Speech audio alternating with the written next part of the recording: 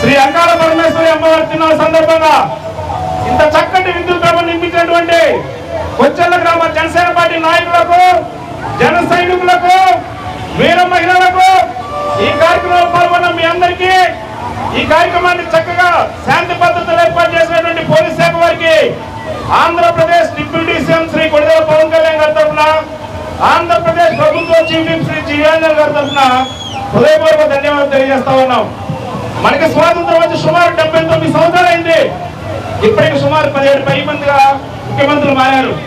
మరి 2019లో తాను పోటీ చేసిన 2 స్థానాలు ఓడిపోయిన పవన్ కళ్యాణ్ గారు 2024లో పోటీ చేసిన 21 స్థానాల్లో కూడా 100% స్ట్రైక్ రేట్ సాధించిన జనసేన పార్టీ పంచాయతీరాజ్ శాఖ మంత్రి పవన్ కళ్యాణ్ గారు అంతిమంగా ఆంధ్రప్రదేశ్ డిప్యూటీ సీఎం శ్రీ కొణిదెల పవన్ కళ్యాణ్ గారు మరి ఇప్పుడు అధికారంలోకి వచ్చినా కూడా అప్పుడు తట్టుకోలేక కౌలు రైతులు ఆత్మహత్య చేసుకుంటే ఒక్కొక్క కుటుంబానికి ₹1,00,000 చొప్పున 3,000 కుటుంబాలకి 30 కోట్ల రూపాయలు తన సొంత నిధులు ఖర్చు పెట్టిన సందర్భం చూశాం.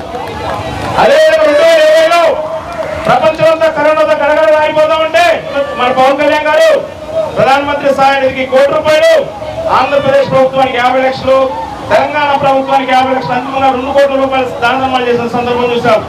అదేవిధంగా సైనిక సంక్షేమ నిధికి ₹1,00,00,000, తెలంగాణలో వరద వస్తే ₹1,00,00,000, కేరళలో వరద వస్తే ₹1,00,00,000, అదేవిధంగా చెన్నైలో వరద వస్తే ₹1,00,00,000. అదేవిధంగా మనం మంగళగిరి ఆఫీస్కి వెళ్తా ఉంటే తాజా టోల్ గేట్ పక్కన దశావతారం వెంకటేశ్వర గుడికి నిత్యదానం కోసం ₹1,32,00,000 దాన ధర్మాలు చేసిన చూసాం. అదేవిధంగా అందులో క్రీడాకారుల కోసం ₹86 లక్షలు. అదేవిధంగా పహల్గా ఉగ్రవాద దాడిలో మరి మధుసూదన్ ఒక వ్యక్తి చనిపోతే ₹50 లక్షల దాన ధర్మాలు.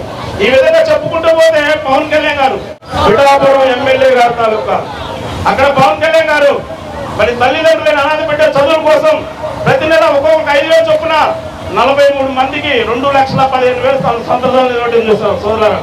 ఈ విధంగా చెప్పుకుంటూ పోతే చేస్తాడంత భారతం ఉంది. ఇలాంటి దానకరులు లాంటి పవన్ కళ్యాణ్ గారి నాయకత్వం పనిచేయడం మన అదృష్టంగా భావిస్తూ వైఎస్ఆర్ జరిగిన అసెంబ్లీ ఎన్నికల్లో మన స్థానిక శాసనసభ్యులు జీవేంద్ర గారు 30,228 ఓట్ల మెజార్టీతో గెలిస్తే అందులో 1,322 ఓట్లతో అత్యధిక మెజార్టీ తెచ్చిన ఊరి కొచ్చెల గ్రామం సోదరులారా.